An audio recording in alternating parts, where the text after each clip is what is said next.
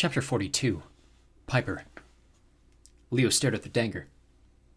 Okay, so I don't like your idea as much as I thought. You think one of us defeats Guy and the other one dies? Or maybe one of us dies while defeating her? Or, guys, Jason said, we'll drive ourselves crazy overthinking it. You know how prophecies are. Heroes always get in trouble trying to thwart them. Yeah, Leo muttered.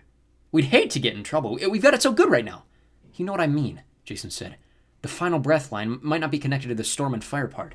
For all we know, the two of us aren't even storm and fire. Percy can raise hurricanes. And I could always set Coach Hedge on fire, Leo volunteered. Then he can be fire. The thought of a blazing satyr screaming, "Die, scumbag!" as he attacked Gaia was almost enough to make Piper laugh. Almost. I hope I'm wrong, she said cautiously. But the whole quest started with us finding Hera and waking that giant King Porphyrion. Have a feeling the war will end with us too, for better or worse. Hey, Jason said. Personally, I like us. Agreed, Leo said. Us is my favorite people. Piper managed a smile. She really did love these guys. She wished she could use her charm speak on the fates, describe a happy ending and force them to make it come true. Unfortunately, it was hard to imagine a happy ending with all the dark thoughts in her head. She worried that the giant Clydius had been put in their path to eliminate Leo as a threat. If so, that meant Gaia would also try to eliminate Jason. Without storm or fire, their quest couldn't succeed. And this wintry weather bothered her, too. She felt certain it was being caused by something more than just Diocletian's scepter. The cold wind, the mix of ice and rain seemed actively hostile, and somehow familiar. That thick smell in the air. The thick smell of... Piper should have understood what was happening sooner. But she'd spent most of her life in Southern California with no major changes of season. She hadn't grown up with what that smell... the smell of impending snow. Every muscle in her body tensed. Leo, sound the alarm! Piper hadn't realized she was charm speaking, but Leo immediately dropped his screwdriver and punched the alarm button. He frowned when nothing happened.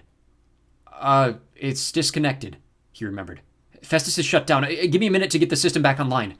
We don't have a minute. Fires! We need vials of Greek fire. Jason, call the winds. Warm, southerly winds. Wait, what? Jason stared at her in confusion.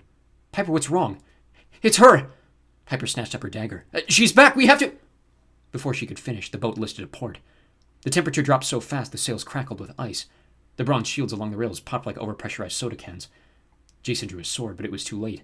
A wave of ice particles swept over him, coating him like a glazed donut and freezing him in place. Under a layer of ice, his eyes were wide with amazement. Leo! Flames, now! Piper yelled. Leo's right hand blazed, but the wind swirled around him and doused the fire. Leo clutched his Archimedes sphere as a funnel cloud of sleet lifted him off his feet. Hey! He yelled. Hey, let me go!